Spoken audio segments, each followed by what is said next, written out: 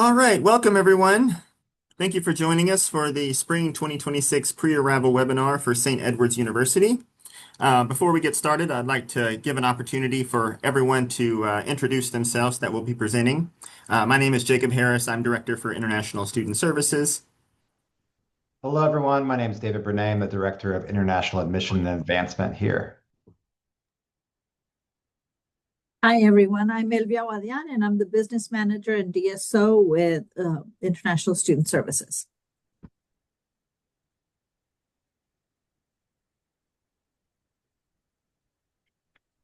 All right. Well, thank you for getting us started here. Oh, Fernanda, would you like to introduce yourself? Yes, hi. Good morning, everyone. My name is Fernanda Garcia. I'm the Assistant Director of International Admission. I'm glad that you were able to join us. Hi everyone, my name is Rocio Zuniga and I am the coordinator with International Student Services, so I work alongside Jacob and Elvia. Okay, great. So I'm going to go ahead and share my screen here.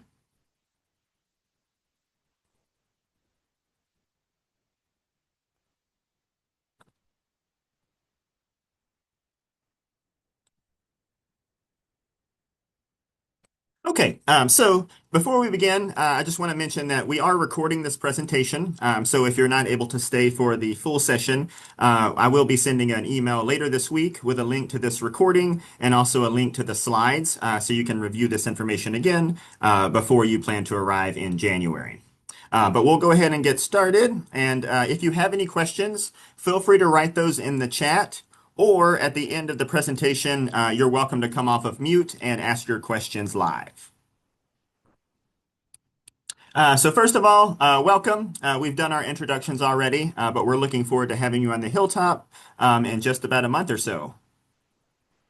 So today's webinar, we're going to talk about travel guidance, your arrival on the Hilltop, your home here on the Hilltop, your immigration check-in requirements after you arrive, how to connect, and then I just also want to mention a new program that we've just recently launched this fall, the Student Connection Program. And then, as I mentioned, if you have any questions, we'll be able to answer those at the end of the presentation. So let's go over travel guidance first. So really important when you're planning to travel to the U.S., these are the documents that you'll want to have with you on your person, so on your carry-on luggage, and the physical printed documents, not just documents saved on your phone. So of course, if you're on the F1 visa, you're going to want to have your printed and signed Form I-20. And if you are on the J1 exchange visa, you will want to have your printed and signed DS 2019 form. And you should have received those documents from our office. You also, of course, want to have your valid passport, your valid F1 or J1 visa, your SEU admission letter, and enrollment information. So if you've already enrolled for classes by the time you're traveling to the US, it's a good idea to go ahead and just print out a copy of that course schedule showing you've enrolled full-time. And then financial support information. So, just like you had to show to our office to receive your I-20 or your DS 2019, you'll want to carry recent bank statements or scholarship award letters, anything like that to prove to CBP that you have the documentation to, the funding documentation to study and to reside in the U.S. during your program. So once you've actually arrived on campus, you're going to be able to go directly to your residence hall to check in. There'll be information about move-in later in this presentation or how to check in after hours. We'll also talk about completing your Hill Start tasks and then submitting the immigration documents that we must have to our office in order to make you an active F1 or J1 student at St. Edward's. Okay, so the F1 and the J1 visa. Hopefully many of you have already received your visa or are in the process of applying for it currently. But you apply for your US or your J1 visa at the US Embassy or consulate in your home country or the US Embassy or consulate nearest to your home country. And then, of course, you will need to pay your FMJ fee, which is commonly referred to as the I-901 SEVIS fee. You pay this using your SEVIS ID number that you'll find on your I-20 or your DS 2019. You'll visit this website, fmjfee.com, enter your SEVIS ID number and your information, and you'll be able to pay that SEVIS fee online. Once you pay that fee online, you will want to make sure that you print that receipt because you're going to want to carry that receipt to the visa interview. We also recommend carrying that receipt with you when you're traveling as well. Okay, so preparing for your visa interview. So before your visa interview, you'll want to make sure that you gather all the required documents, which would be, of course, your I-20, DS-2019, passport, visa, proof of financial support, proof of admission to St. Edwards.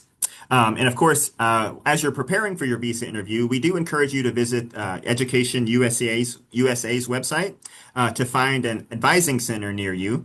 They have a lot of great resources on their website, but they often have advising resources in many countries across the globe where you can do mock interviews or you can go in for assistance on preparing for your F1 or J1 visa interview. When you are interviewing for your visa, be prepared to answer all questions regarding your academic major, how you will support yourself financially, and your plans to return to your home country after completing your program. So something that was just recently announced this past summer is the U.S. State Department announced that they are going to be expanding the social media vetting requirement for visa applicants.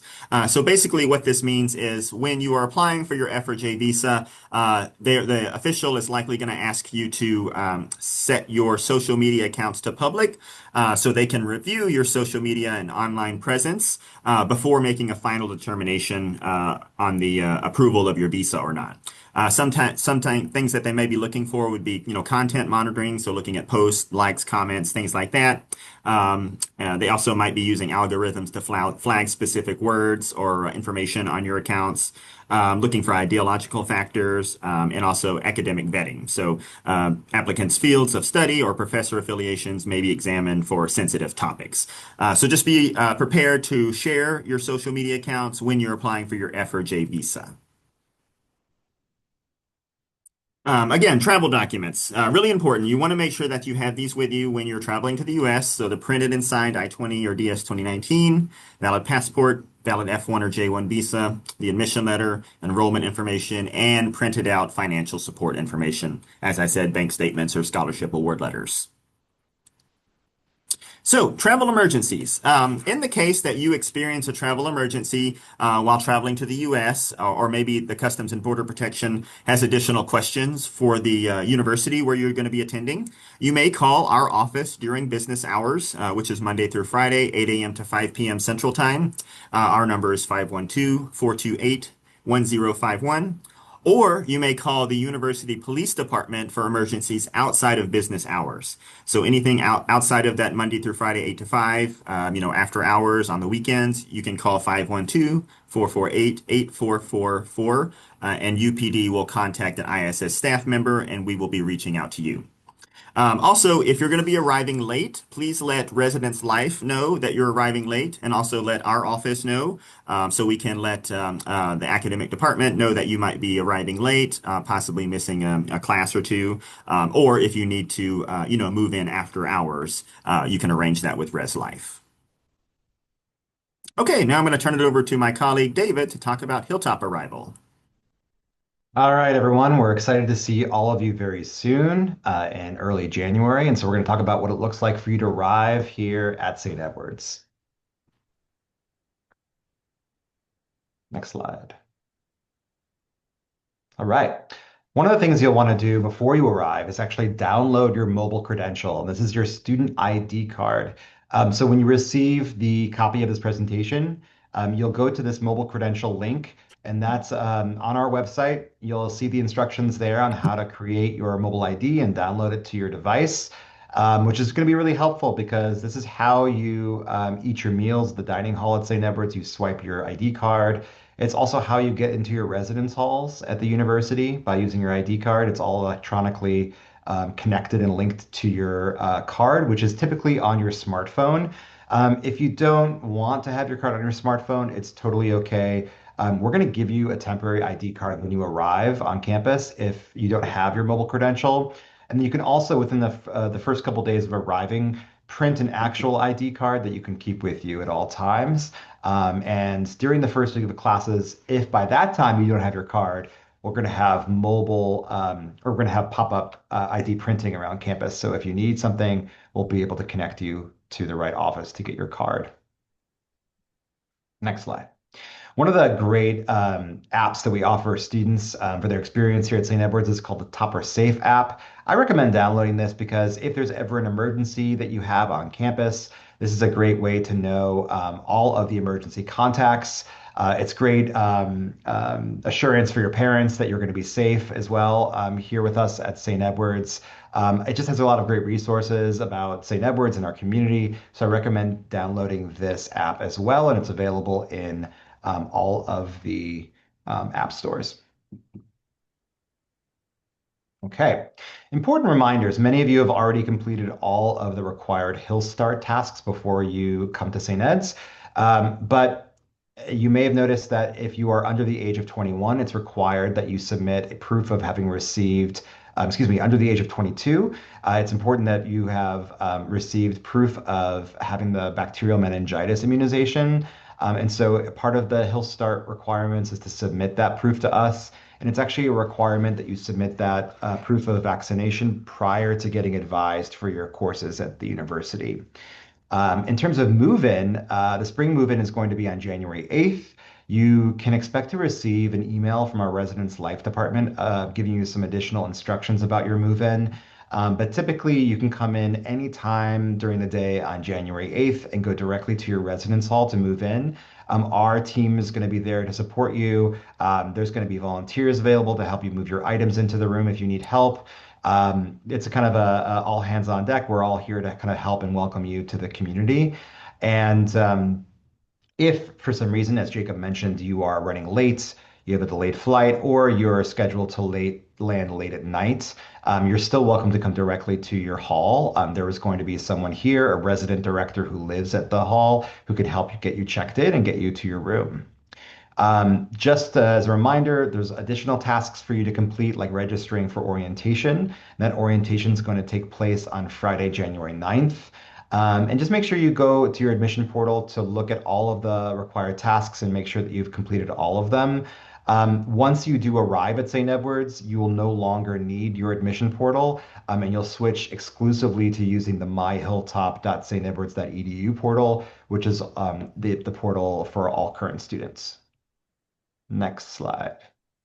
Okay, a couple of really important things.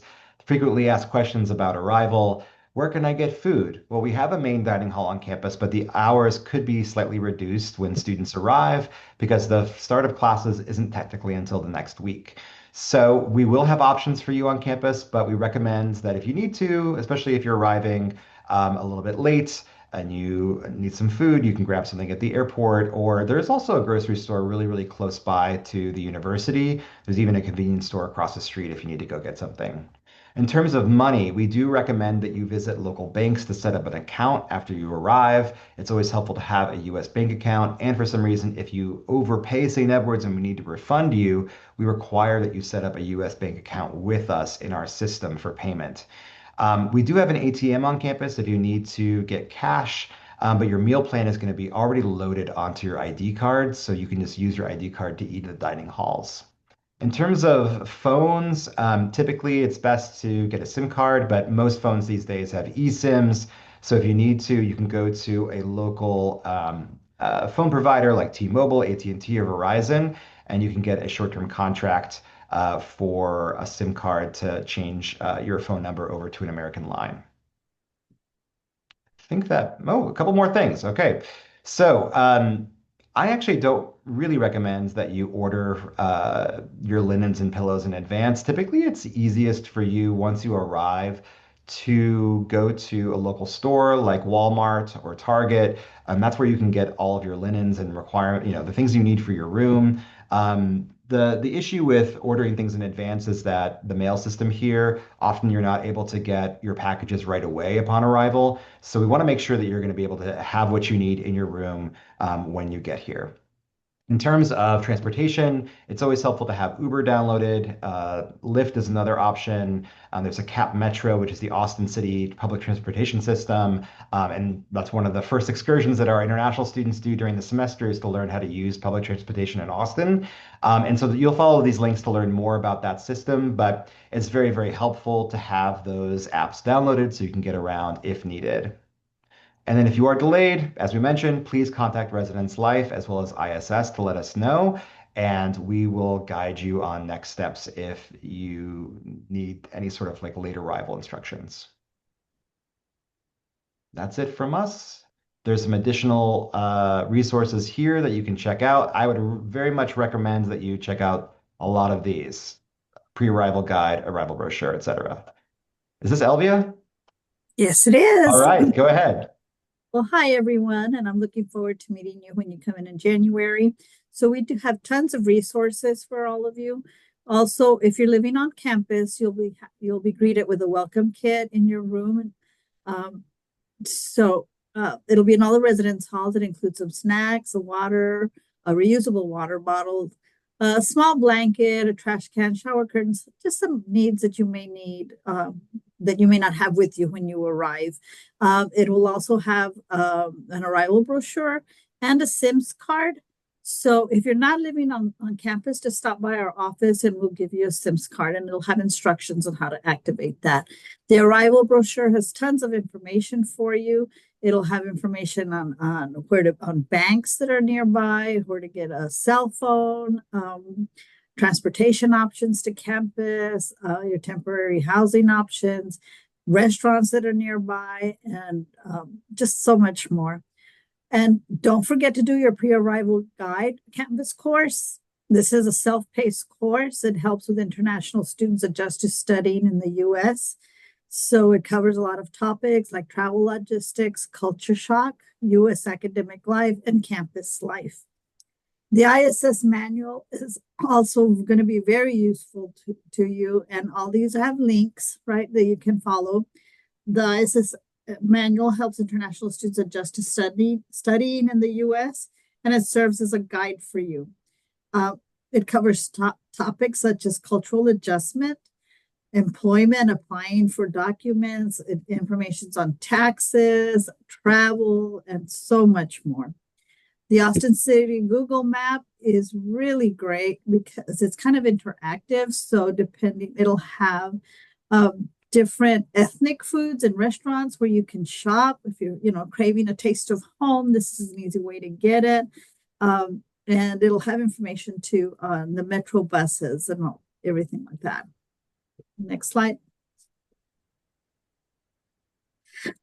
We also have student support. So we're located in Moody Hall, and we have the Moody kiosk, and it's staffed by student employees during the weekdays, Monday through Friday, 8 to 5.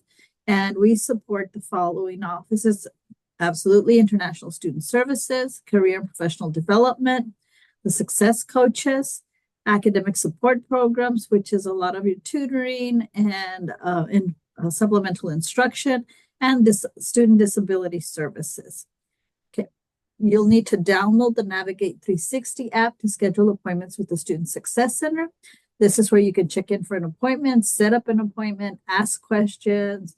You can also pick up and drop off documents at the kiosk. Next slide. So ISS support, if you go to My Hilltop, you'll have International Student Services. This is a task bar where you can just find all sorts of information. So you would open My Hilltop, search for ISS Task Center to access forms that you'll need to maintain your status. It'll have the ISS manual in here as well. So I advise that if you can get on there, go ahead and start over the holidays and before you arrive, going through the ISS manual and exploring everything that we do have. You can make appointments through Linktree. You can also access the ISS manual, the city guide, appointment links, our website, Instagram, all the Canvas courses like the one I mentioned before, and so many more helpful resources. And again, the link is also there. And you can visit or email us. We're in Moody Hall, room 102. You can sign up, excuse me, schedule an appointment through my Hilltop and QR code at the kiosk, or you can email us at iss@stedwards.edu. And I think that is it for me. Great. Thank you, Elvia. So I'm going to continue with really important immigration guidance for you. So, SEVP and maintaining status. What is SEVP? So that stands for the Student and Exchange Visitor Program. So this falls under the U.S. Department of Homeland Security, which regulates the F1 student visa. So maintaining your F1 status is a shared responsibility between the student and our office. So we will send you important updates and reminders by email, and we will make the necessary updates to your SEVIS record. As the student, we would ask that you check your emails regularly and you respond promptly to any emails that we send in relation to your F1 status. And please try to meet all of the deadlines that we set for you. These are typically, immigration deadlines that we can't adjust. So we must have documentation from you at specific dates in order to keep your F1 record active. And so for our J1 exchange students, we operate under the Exchange Visitor Program, which is under the U.S. Department of State, who regulates the J1 student visa requirements. And again, our office is here to help you to maintain your J1 exchange student status. We'll be sending you updates and reminders, just as our F1 students will be making updates to your SEVIS record. And for our J1 exchange students, even though you're only here for maybe 1 or 2 semesters, we do ask that you check your emails regularly and respond promptly. And be sure to contact our office if you have any questions about maintaining your status. Okay, so as I mentioned at the beginning of the presentation, you do have an immigration check-in requirement. So as soon as you arrive in the U.S., you'll need to check in with our office by filling out our online check-in form. And in order to do this, you would click the link in the slide here, but you'll also be receiving emails about your check-in as well. So you'll click the link, you'll fill out the form, and it's going to ask you to provide your U.S. address and your U.S. phone number. You're also going to upload some immigration documents that we need to verify that you did arrive in the U.S. in F1 or J1 status, which would be a copy of the F or J visa, and your I-94 port of entry record. I'll talk more about this on the next slide, but basically every time you enter or depart the U.S., Customs and Border Protection enter your information into their system showing that you arrived in F or J status, or you departed the U.S. on a specific date, and we need to verify that your information is correct when you arrive in the U.S. So what is the I-94 arrival and departure record? So you'll see on your screen here is a screenshot of the electronic I-94. You'll see F1 is circled there and D/S is circled. So if you're entering as an F1 student, you want to make sure that your class of admission is F1. If you're J1, it should say J1. And as of now, your admit until date should say duration of status or D/S, which means as long as you're maintaining your I-20 or your DS 2019 and you're maintaining your visa requirements, you do not have an expiration date to remain in the U.S. But we always want to check this information, so that's why we ask that you download this and you provide it with your check-in form, because every once in a while an error is made and they may enter you with a different visa category or they may put an expiration date there, and we can assist you with correcting that if that happens. So to get your I-94, you're going to go to the CBP website, or you can just type in Get I-94 in Google. You'll see their website. You'll see a blue button that says Get Most Recent I-94. You'll enter your information from your passport, and then you'll be able to download that electronic I-94. Just a reminder, you're only required to do this after you arrive in the U.S. If you try to do it now, it's only going to find, a previous entry to the U.S., and we really need to see the one where you're entering to attend the spring semester. Okay, so important F1 and J1 requirements to maintain your visa status. So you must enroll full-time each long semester to maintain your F and J status. Long semesters are considered spring and fall. So basically for an undergraduate student, you would need to enroll in 12 credit hours each fall and spring to maintain your F and J status. For our graduate students, you would need to enroll in 9 credit hours each fall and spring to maintain your F or J status. So out of those 12 or 9 credit hours, only 3 hours can be online per semester. So what this means is if you're an undergraduate, you need 9 credits that are in-person or hybrid courses, and then the other 3 credits equaling 12 total could be online if you choose. Or if you take more than 12 credit hours, you could have more online courses if you choose to do that.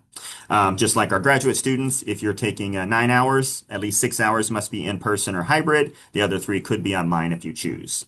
Really, really important. Do not withdraw from classes without approval from our office. If you fall below your required 12 or 9 credit hours, we would be required to terminate your F1J status for failure to maintain full-time enrollment. So you always want to come talk to our office if you're considering withdrawing from a class. And there are some limited ways you're able to reduce your course load, but we would need to have a discussion about those. And also, it is very, very important for you to go to your classes and to submit your assignments when they're due. If you're not attending classes or not turning in assignments, the professors here at St. Edward's University have the complete authority to drop you from their classes for non-attendance or for not submitting your coursework. And again, if you're dropped from your classes and you fall below full-time status, this is going to negatively affect your F1 or J1 status.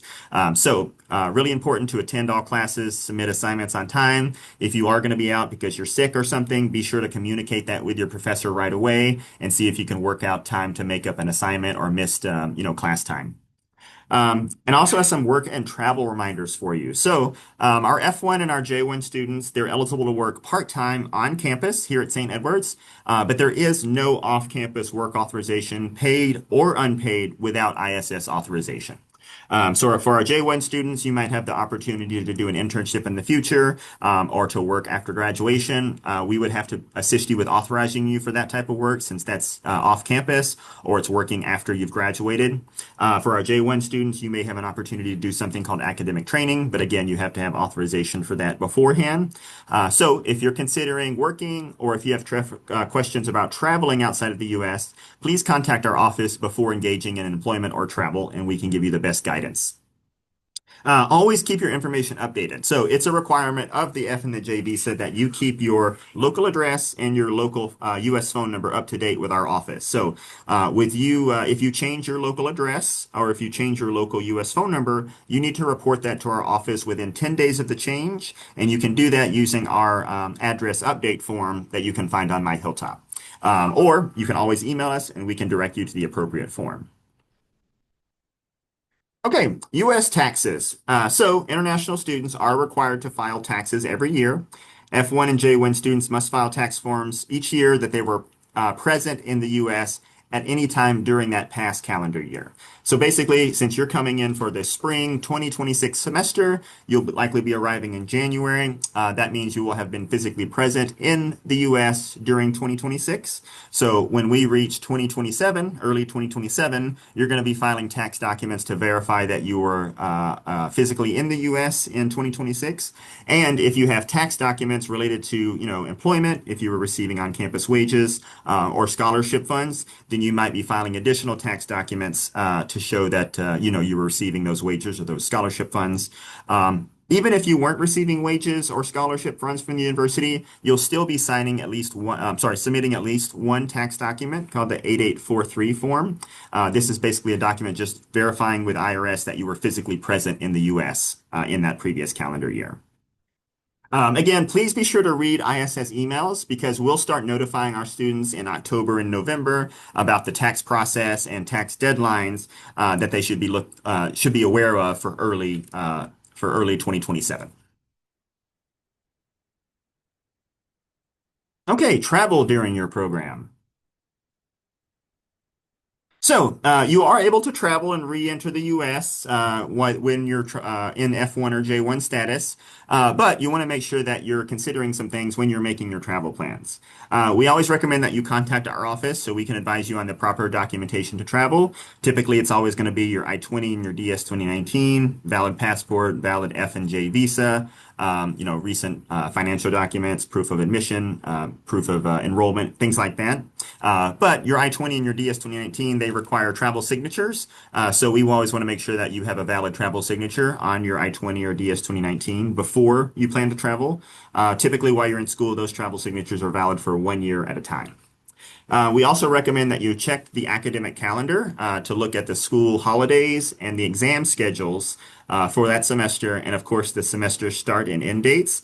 You'll want to try to plan your travel around those important dates. So, traveling during school holidays would be fine, but I would recommend that you're not traveling during exam schedules so you can make sure that you're meeting all the requirements to complete your midterms or your final exams on schedule. And of course, if you are going to be missing any classes due to travel, it's very important that you go ahead and reach out to your professors and you get authorization to do this beforehand. Because if, like I said, if you're missing classes and you're not communicating with your professors, they do have the ability to withdraw you from those classes for absences. So really important. Try to communicate your travel plans with your instructors before departing the U.S. And as I mentioned earlier, we do have a great new program, the International Student Connection Program that we just launched this fall. Rocio, would you like to mention this program?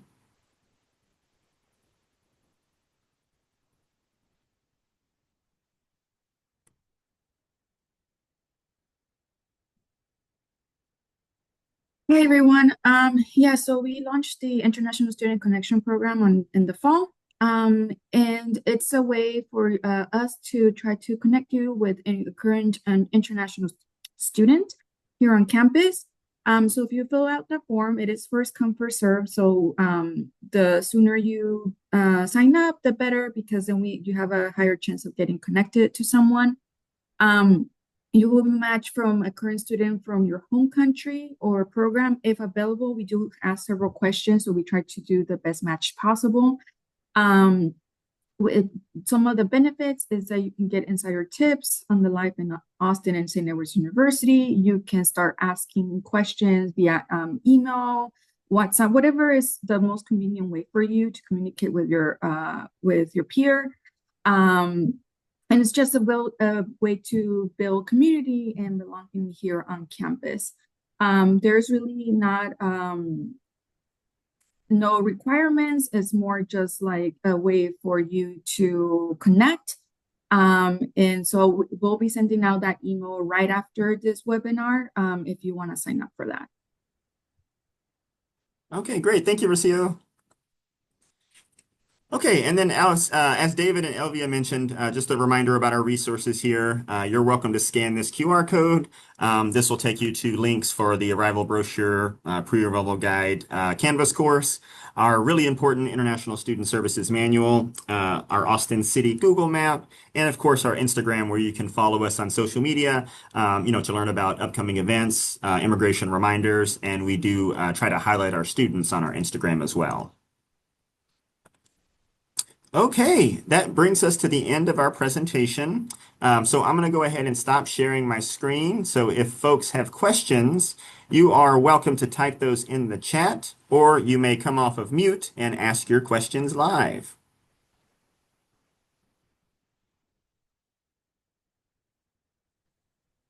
Okay, Hi I'm there, not. Jacob.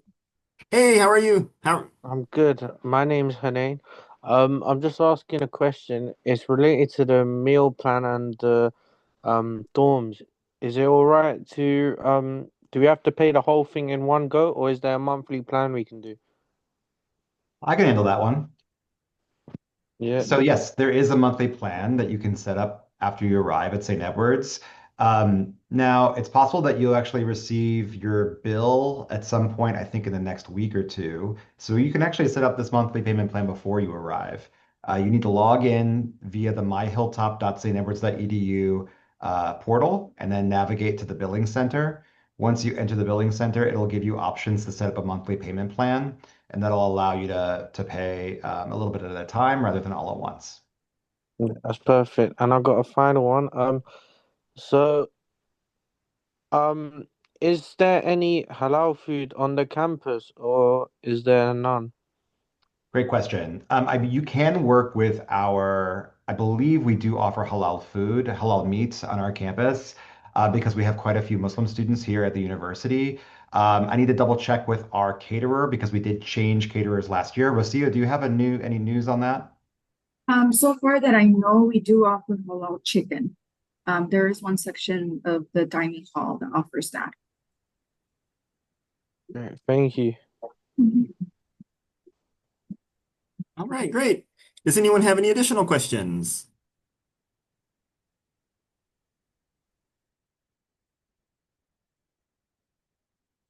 I'm not seeing any in the chat. Oh, here we go. Hi, are we obligated to have a US phone number, SIM, even though my French phone plan uh, is really interesting for the US. Yes, so we do require that our F1 and J1 students do have a US phone number. You're able to get that any way that you can. So you can use a SIM card, an eSIM card, as David mentioned. I think some students have had success getting a US phone number through WhatsApp. So yeah, any way that you're able to find a US phone number that the university is able to contact you at, or immigration is able to contact you at, is a requirement. So you'll have an opportunity to obtain that phone number after you arrive in the US, and you'll be including that with the check-in form when you're filling out your immigration check-in form.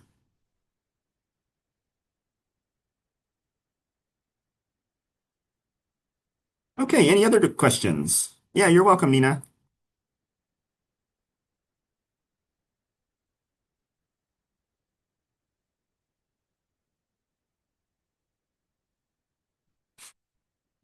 Okay, last call for questions.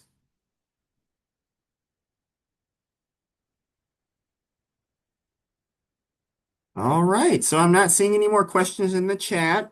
Of course, if you think of questions after this presentation, you are welcome to reach out to our office or to David and his team. And as I said, I've recorded this presentation, so I'll be sending an email later this week with a link to this video and the slides so you can review this information. If more questions come up after you review the slides, feel free to reach out. And again, we're super excited to have you on the Hilltop next month. All Bye, right, thank you, everyone. everyone.